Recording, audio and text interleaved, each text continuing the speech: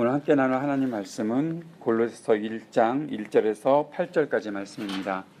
골로새서 1장 1절에서 8절까지 말씀, 저 여러분이 함께 봉독하도록 하겠습니다. 1절부터 같이 보겠습니다. 시작. 하나님의 뜻으로 그리스도 예수의 사도가 된 나 바울과 형제인 디모데가 골로새에 있는 성도들 곧 그리스도 안에 있는 신실한 형제자매들에게 이 편지를 씁니다. 우리 아버지 하나님께서 내려주시는 은혜와 평화가 여러분에게 있기를 빕니다. 우리는 여러분을 위하여 기도할 때에 항상 우리 주 예수 그리스도의 하나님 아버지께 감사를 드립니다. 우리는 그리스도 예수에 대한 여러분의 믿음과 모든 성도를 향해서 여러분이 품고 있는 사랑을 전해 들었습니다. 이 믿음과 사랑은 여러분을 위하여 하늘에 쌓아두신 소망에 근거합니다. 이 소망은 여러분이 진리의 말씀, 곧 복음을 받아들일 때에 이미 들은 것입니다. 이 복음은 온 세상에 전해진 것과 같이 여러분에게 전해졌습니다.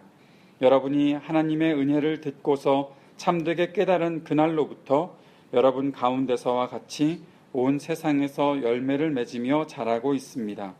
여러분은 하나님의 은혜를 우리와 함께 종이 된 사랑하는 에바브라에게서 배웠습니다. 그는 여러분을 위해서 일하는 그리스도의 신실한 일꾼이요 성령 안에서 여러분의 사랑을 우리에게 알려준 사람입니다. 아멘. 연말 새해 특별 새벽기도에 여러분 오셔서 감사합니다. 오는 길에 마음속으로 그런 생각을 해봤습니다. 뭐가 특별한가?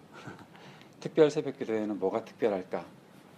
내가 특별해야 되나? 그래서 그동안 앉아서 하다가 2주 동안 일어서서 하려고, 일어서면 특별할까 생각을 했었는데, 그렇다고 뭐 특별해지는 건 없는 것 같아요.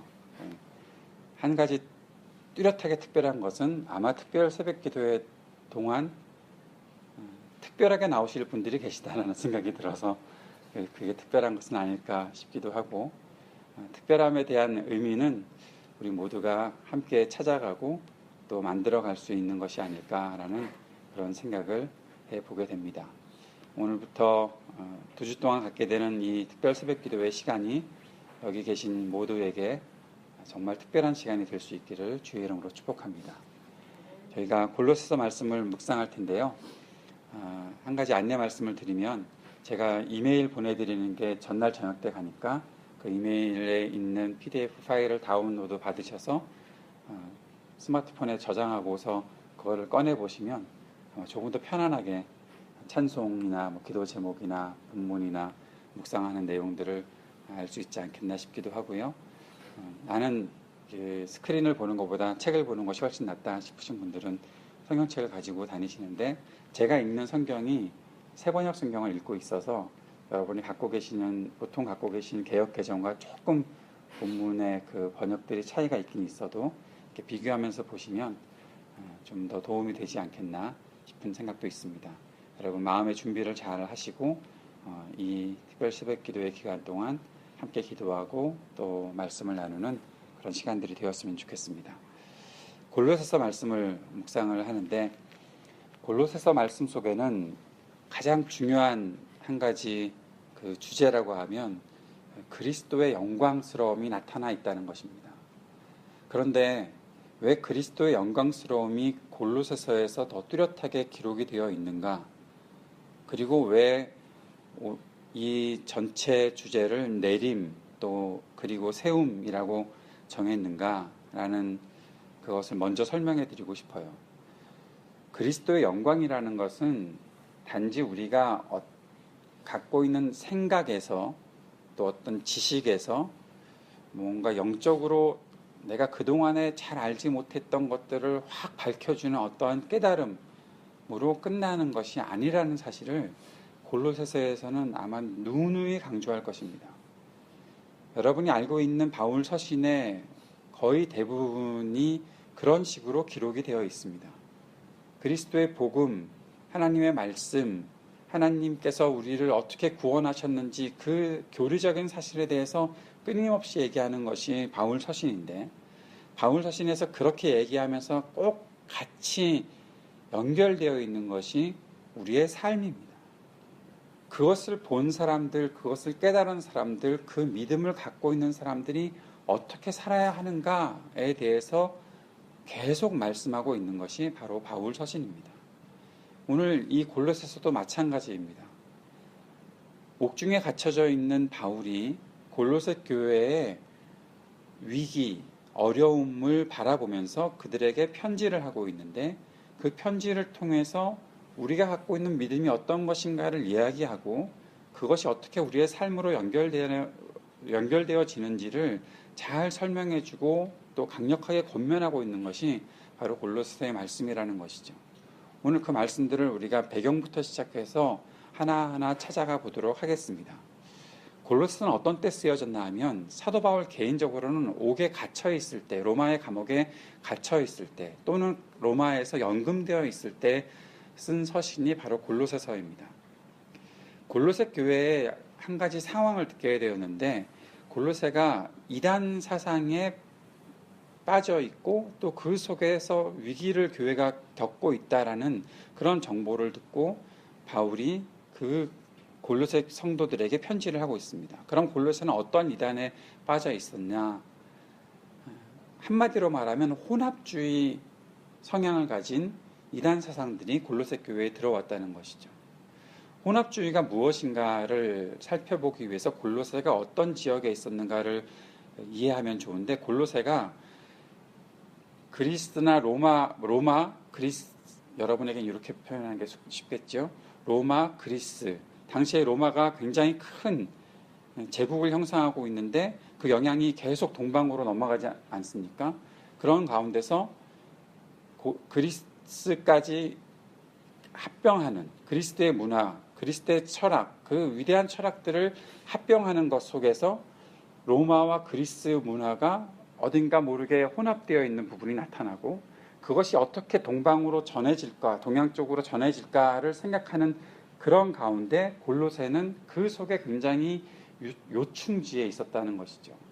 골로새는 동방과 서방을 연결하는 아주 중요한 무역로였고, 그 지역이 발전할 때는 엄청난 발전이 되었는데, 그 발전 속에 동양의 문물과 서양의 문물들이 한꺼번에 다 나타나고 있었던, 왜냐하면 무역을 하는 항구나 무역의 요충지는 그런 모든 문화들이 다 섞여 있는 것이기 때문에 그런 것이죠. 그러한 배경 속에 있었던 곳이 골로새였는데, 그 골로새에 들어와 있었던 여러 가지 혼합된 사상들이 지금 골로새 교회에 영향을 미치고 있었다라는 것입니다. 근데 거기에 우리가 한 가지 더 생각해 보아야 될 것이 있습니다. 그럼 혼합주의라는 것이 뭔가? 혼합주의의 근본에는 이 헬레니즘이라는 것이 속해져 있는데, 헬레니즘이 어떻게 형성이 되는지 더 잘 아시는 분들도 계시겠지만 간략하게 요약을 하면, 그리스의 철학, 고전적인 철학들이 상당히 많이 발전해 있을 때 로마라는 힘이 그리스에게 미치게 되고, 그 그리스가 그 속에서 함께 어우러져 가면서 문화적인 부분들, 그 헬레니즘이라는 것이 바로 그리스 문화죠. 그 그리스의 문화와 그리스의 철학들을 다 혼합시키려는, 알렉산더나 그 모든 것들을 혼합시키려는 문화가 로마로부터 이제 그 힘이 점점 넓혀지기 시작을 했는데, 그 속에는 고전적인 어떠한 철학 사상들이 있음과 동시에 이것이 다가 아니고 우리의 좀 현실을 생각해 봐야 하지 않겠는가. 우리가 지금 이런 형이상학적인 문제만 논의해서 우리가 먹고 사는 일에 도움이 되겠는가 하는 그러한 부분에서 어떤 물질주의적인 추구가 있게 되었죠. 그것이 에피큐로스 학파로부터 또 시작이 됩니다. 또 스토아 학파도 있었는데, 그것은 자연에 순응하면서 살아가는 것이 결국 우리를 좋게 만드는 것이다라는 어떤 그런 부분도 있고, 그 속에서 회의주의, 냉소주의 중에 나타나는 것이 이 혼합주의적인 문화를 형성하고 있었던 당시 상황입니다. 그 속에서 어떤 일들이 결론적으로 나타나나 하면, 그냥 어차피 사람들이야 각자가 갖고 있는 운명에, 숙명에 순응하면서 살아야 되는 거 아니냐. 우리의 지금 문화로 따지면 금수저 물고 태어난 사람들은 그 속에서 그냥 금수저 대로 살고, 흙수저 가지고 살아가는 사람들은 그냥 그렇게 살고, 그러니까 그 속에서 잘 사는 사람들과 못 사는 사람들의 이 빈부격차가 더욱더 심해지고, 여러 상황들이 어려운 상황들을 겪고 있는 사람들은 결국에는 좌절하고 절망하는 그런 일들로 이렇게 빠져버리게 되는 것이죠. 그러면 어떤 일들이 그 속에서 나타나는지 아십니까? 한쪽에서는 쾌락주의, 퇴폐주의가 나타나게 되고, 또 한쪽에서는 신비주의적인 어떠한 그런 생각들이 사람들을 지배해버립니다. 종교가 나타나게 되는 거죠. 종교가 나타나는데 그 종교라는 것은 결국 무엇인가 황홀경에 빠지게 하는, 자신의 현실을 그냥 다 잊어버리고 살아가도록 만들어버리는 그러한 신비주의적인 경향을 가지고 있는 사람들이 많이 나타나게 되고, 그냥 살자, 뭐 다 포기하고 그냥 사는 거야, 도덕 같은 거 필요 없어, 책임 그런 거 지지 마, 나 혼자서 그냥 살면 되는 거지. 그렇게 살면서 도덕적인 어떠한 무책임론까지 등장을 하고, 결국 사람들은 자기 멋대로 살아가는 거예요. 그런데 여기서 한번 생각을 해봅시다. 자기 멋대로 살아가는 것이 당시 골로새 교회의 골로새인들만이 갖고 있었던 문제였는가? 우리가 성경을 보면 사사기에도 하나님을 떠난 백성들이 결국에는 자신의 소견대로 행했다. 그것이 사사기의 결론이잖아요. 각자가 갖고 있는 것이 다 좋은 거예요. 그냥 그렇게 살아가는 것이 그냥 어쩔 수 없는 거예요. 우리도 똑같지 않습니까? 이 시대에 왜 다원주의적인 문화가 나타나고 개인주의적인 어떠한 그러한 성향들이 계속 팽배해져 가고 있습니까? 결국 무엇을 추구하면서 살아야 된다라는 그런 메시지들은 사람들에게 부담만 되는 거예요. 사람들은 그런 이야기들을 싫어하는 거예요. 그냥 우리끼리 잘 살자. 아니, 우리끼리도 아니고 그냥 나 잘 살면 되는 거야. 조금 더 가정적인 사람들이라고 생각하면 우리 가족 잘 살면 되는 거야. 조금 더 남한테 그래도 관심이 있는 사람들이 생각하면 그냥 우리 마을 잘 살면 되는 거야. 내가 회사에서 일을 하고 내가 공부를 하고 하는 거 요 안에서만, 내가 있는 요 영역에서만 잘 되면 되는 거야. 그런 생각까지도 잊어버리고 사는 사람들은 결국 나 잘 살면 되는 거야. 가족도 필요 없는 거죠. 그냥 나 잘 살면 되는 거죠. 뭐 가족에게 헌신하고 뭐 그냥 내가 편안하기 위해서 가족에게 할 만큼만 하는 거야. 그러한 생각을 갖고서 살아가는 것은 이전 세대나 지금이나 똑같다라는 것이죠. 지금도 우리가 그런 속에 살고 있다고 생각하면 아마 사도 바울은 똑같이 우리들에게 골로새서와 같은 편지를 쓰지 않을까 싶은 생각이 듭니다. 사랑하는 여러분, 어떠십니까? 이 골로새 교회의 배경을 간략하게 설명을 들으면서 제가 억지로 끼워 맞춘 거 아니고요. 그냥 골로새서를 연구하고 묵상하면서 그들의 배경과 그들의 상황을 보면서 거의 다를 바 없다는 생각들을 하게 되는 거죠. 지금도 똑같다라는 것입니다. 교회에 그것이 찾아왔느냐 안 찾아왔느냐, 그것은 조금 점검해 보았으면 좋긴 하겠지만, 그래도 우리는 우리의 어떠한 교회의 건강도를 체크해 봤을 때 어저께 우리가 노는 모습들을 보면서 목사의 엉덩이에 젓가락을 수십 개를 끼워 넣는 그런 상황을 보면서 그나마 조금 수준이 좀 나은 것 같다. 낮은 것 같다. 지읒자 빼버리고 나은 것 같다라는 생각을 해보게 되기는 하지만, 그럼에도 불구하고 우리는 그런 위기를 똑같이 이 세상에서 맞닥뜨리고 있는 것입니다. 어느 정도까지 우리가 교회에서 그러한 건강도를 지켜나갈 수 있을까? 그건 목사로서 생각하지 않을 수 없는 그런 시대를 살고 있습니다. 그런 시대에 사도 바울이 메시지를 주고 있습니다. 사도 바울의 외침이 이 속에 나타나고 있습니다. 한 가지 놀라운 것은 옥중에 갇힌 사도 바울이 사람들이 보았을 때 저 사람 연금되어 있고 자유롭지 못하고 감옥에 갇혀 있고 고통을 당하고 있고 언제 죽을지 모르는 사도 바울인데, 모든 사람들이 다 좌절과 회의에 빠져서 그렇게 살고 있는 이 세상에, 그런 교회에 옥중에 갇혀서 사람들이 볼 때는 저 사람 이제 끝나는 건데 라고 생각하고 있었던 사도 바울이 그들에게 메시지를 전하고 있는 거예요. 나는 결코 좌절하지 않는다. 나는 결코 포기하지 않는다. 나는 그렇게 숙명에 매달려서 그냥 그렇게 끌려가는 사람이 아니다. 나는 아직도 소망이 있다고 생각한다. 이 소망을 이끌어 주시는 분이 있다라는 사실을 사도 바울은 강력하게 외치고 있는 것이죠. 바울이 무엇 때문에 그렇게 다르게 생각하고 있을까요? 사도 바울의 서신에 늘 나타나는 것은 하나님의 뜻으로 그리스도의 예수의 사도된 나 바울이다라는 말을 하고 있다는 것입니다. 사도 바울은 세상이 말하는 어떠한 그런 운명과 숙명에 끌려다니는 사람이 아니었습니다. 그가 끌려다닌다고 말할 수 있었던 사람은 오직 예수 그리스도, 하나님께서 자신을 이끌고 계시다는 사실을 날마다 확인하고 있었던 사람이지, 그것 외에 사도 바울을 가두어 놓을 수 있는 그런 존재는 이 세상에 없었습니다. 사랑하는 여러분, 여러분에게도 이 땅의 어떠한 환경과 조건들이 여러분의 삶을 묶어버려서 끌고 다니고 싶다고 하더라도 내가 결코 그렇게 끌려가지 않는다라는 확신이 있게 되기를 바랍니다. 나를 끌어줄 수 있는 분은 예수 그리스도밖에 없다. 나를 끌어줄 수 있는 분은 오직 하나님이시다.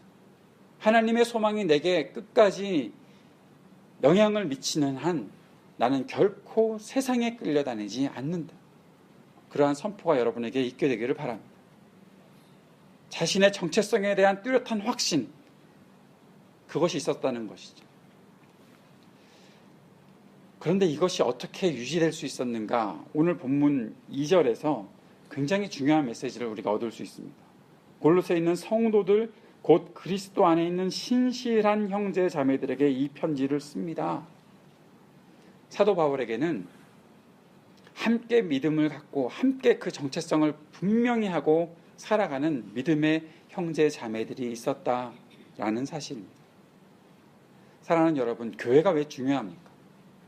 이 시대 속에서 다 개인의 어떠한 다양성만을 추구하라고 만들어가는 그런 시대 속에서 믿음을 지켜나가고 진리를 지켜나가고 분명한 목표를 갖고 하나님 앞에 살아가는 우리들에게 교회가 왜 중요한가 하면, 우리가 함께하는 사람들 때문에 우리 존재의 의미, 내 아이덴티티를 다시 한번 발견할 수 있고 그 속에서 그것에 대한 확신과 힘을 얻을 수 있기 때문에 그런 것입니다. 저는 우리 안에 그러한 믿음의 눈이 열리길 바랍니다. 나 혼자 믿음 생활하고 있는 거 아니구나. 나와 함께하는 사람들이 있구나. 나 혼자 뭔가 마음 먹고 나 혼자 기도하고 나 혼자 찬송하고 나 혼자 예배드리는 거 아니구나. 내가 살아가는 이 속에 함께 나를 돕고 함께 세워가는 그런 사람들이 있구나. 그 사실들을 여러분이 날마다 확인하게 되기를 바랍니다.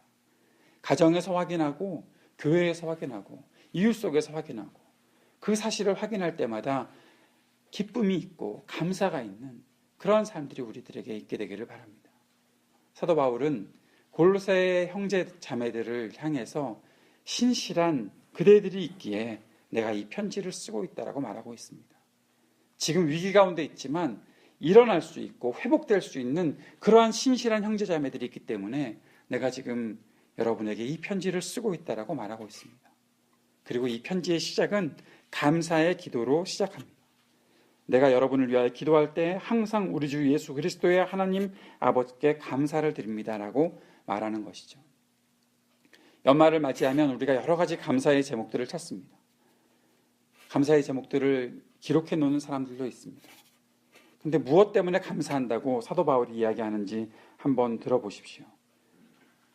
그 감사의 제목은 그리스도 예수에 대한 여러분의 믿음과 모든 성도를 향해서 여러분이 품고 있는 사랑을 전해드렸기 때문에, 요약하면 당신들의 믿음과 당신들의 사랑이 나에게 감사의 제목이 되었습니다 라는 것입니다. 우리에게 이런 감사의 제목을 갖게 하는 형제 자매들과 또 이웃과 우리 교회가 있음을 우리가 발견하고 그 속에 우리의 감사의 제목이 더 풍성해지는 그러한 이 연말이 되었으면 좋겠다라는 생각을 이 본문을 읽으면서 다시 한번 해보게 됩니다. 그런데 그것은 어떻게 나타날 수 있나 하면 믿음과 사랑이 움직여야 나타날 수 있는 것입니다. 나는 예수님을 믿고 있어요. 나는 구원받았어요. 그 내면적인 어떤 확신을 갖고 있는 것으로 나타나는 것이 아니라 내가 믿기 때문에 나는 이렇게 살아요. 내가 사랑을 가지고 있기 때문에 나는 이렇게 사랑하면서 살고 있어요. 라는 그러한 모습들이 증거될 때 사람들에게 그러한 감사의 제목들을 풍성하게 나타낼 수 있다는 것이죠. 그런데 또 하나 있습니다. 이 믿음과 사랑이 무엇에 근거하느냐? 바로 소망에 근거하고 있다라는 것이죠. 제가 자주 말씀드리는 내용이지만 소망이라는 것은 우리가 스스로 만들어낼 수 있는 것이 아닙니다. 소망이라는 것은 누군가로부터 주어지는 것입니다. 어제도 말씀드렸지만 죄인은 스스로 무엇인가 미래를 계획해 나갈 수 있는 존재가 아닙니다. 죄인은 모든 것이 끊어졌기 때문에 골로새 그 지방에 있었던 혼합주의 이단과 똑같이 야, 우리는 그냥 끝이야. 그냥 아무렇게나 살아. 그냥 오늘을 사는 거야. 여기서 끝나는 거야. 그냥 그렇게 생각하고 살아. 뭐 연말에 한국 같으면 마시고 죽자 뭐 그런 사람도 있을 거고, 우리 같으면은 마실 거는 그렇게 좀 절제를 하고 있으니까 먹고 죽자 뭐 그럴 수도 있겠지만, 그런데 그렇게 살아가는 것이 아니라 우리가 살아가는 것에는 분명히 외부로부터 들어온, 우리가 알고 있는 예수 그리스도로부터 들어온 성령께서 나에게 자꾸만 확인시켜 주시는 소망이 있기 때문에 우리가 믿음을 가지고 살아갈 수가 있고 사랑하며 살아갈 수 있는 근거가 그 속에 있다는 것이죠. 그리고 또 하나 설명하고 있습니다. 이 소망이 무엇입니까? 진리의 말씀, 복음, 이것이 바로 우리 소망과 희망을 만들어내는 근거다라고 말하고 있는 것입니다.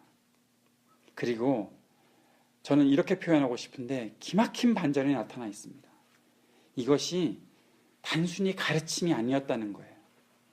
단순히 제가 여러분에게 이렇게 설교를 하고 설교를 했으니까, 설교를 잘 들으셨습니까? 그러면 이 설교를 여러분 삶에 적용하면서 그냥 사십시오 하고 보내는 것이 아니라 골로새 교회에 이렇게 가르침을 주면서 사도 바울이 확인시켜주는 마지막 반전 같은 한 가지 사실이 있는데, 여러분 이 모든 것을 우리가 어떻게 배웠는지 아십니까?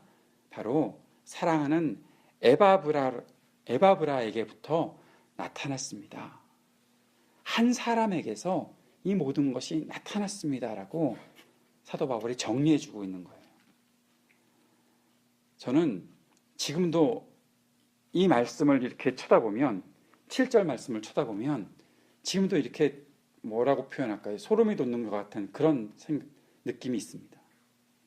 한마디로 정리해주는 예수 그리스도의 복음, 정체성, 믿음, 소망, 사랑, 이 모든 것들을 한마디로 정리해주는 것이 있는데 그것이 다른 것이 아니라 사람이라는 거예요. 에바브라라는 한 사람. 에바브라가 성경에 많이 나타나는 사람은 아니지만 한 가지 확실한 것은 골로새 교회를 시작했던 사람이라는 거죠. 에바브라를 통해서 골로새 교회가 개척이 되고 시작이 되었다라는 것입니다. 그의 삶을 통해서 사람들은 믿음을 배웠고, 그의 삶을 통해서 사람들은 사랑을 배웠고, 그의 삶을 통해서 사람들은 소망이 무엇인지를 배웠고, 그의 삶을 통해서 예수 그리스도가 어떤 분인지를 배웠다라는 것이죠. 그가 그 지역에 그의 삶의 터전에 뿌리를 내리고 있었기 때문에 골로새 교회가 든든하게 설 수 있었고, 그가 그렇게 세워졌기 때문에 교회가 교회다움을 나타낼 수 있었다라는 것입니다. 사랑하는 여러분, 저는 우리 교회 이 자리에 있는 이 말씀을 듣는 한 사람 한 사람이 에바브라가 되기를 바랍니다. 여러분 때문에 어떤 누군가가 믿음을 배우고, 나 때문에 어떤 누군가가 절망에서 소망으로 바뀌는 삶을 살고, 복음이 무엇인지를 확실하게 듣고 살아가는 그런 역사가 오늘 나 한 사람을 통해서 나타나게 되기를 바랍니다. 그럴 수 있습니다. 에바브라가 그랬던 것처럼 우리의 삶에서 역사하시는 주님과 우리가 동행하고 있다면 우리는 누군가에게, 우리 교회에게 이런 에바브라가 될 수 있습니다. 오늘 우리 특세 첫날 우리의 기도 제목은 바로 이것이 되었으면 좋겠습니다. 이 땅에서, 우리 교회에서 내가 이 한 사람 되게 해주십시오. 에바브라가 되게 해주십시오. 누군가에게 믿음을 줄 수 있는 그러한, 그리고 교회를 견고하게 세워가는, 누군가에게 감사의 제목이 될 수 있는 그 한 사람 되게 해주십시오. 오늘 이 혼탁한 세상을 살아가고 있는 내가 주 예수 그리스도께로부터 받은 진리의 복음을 다시 한번 마음속에 두고자 하는 소망을 주님께서 아시면 오늘 나를 그렇게 세워주시겠다라는 약속을 주십시오. 그 빛을 바라보게 해주십시오. 오늘 그 기도의 제목으로 우리가 함께 나아가기를 소원합니다. 함께 기도할 때 오늘부터 시작되는 이 연말 특세를 위해서 같이 기도해 주시고, 또 오늘 말씀 나누고 시작하는 것처럼 이 한 사람 되게 해달라고 주님 앞에 간절히 기도하고 우리의 삶을 주님께 올려드리는 그러한 기도가 이어지기를 바랍니다. 함께 기도하시고 또 자유롭게 돌아가도록 하겠습니다. 기도하겠습니다.